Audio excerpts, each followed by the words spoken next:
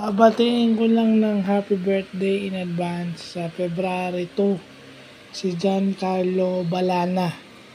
So alam ko February 2 pa yung birthday mo pero mauna na akong bumati sa'yo ng advance at baka makalimutan ko pa. Well, good luck sa anong nangyayari ngayon sa'yo. Maganda naman, yan ay bunga ng pag-aaral at pagtatrabaho mo ng sabay.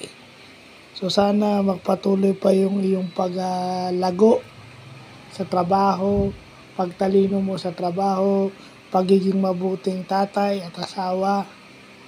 At saka sana habang tumatanda ka dahil birthday mo sa February 2, mas lalo mong tatandaan na magpakatino lalo. Okay? Yun lang yun. Dapat habang tumatanda tayo, less kalokohan. No?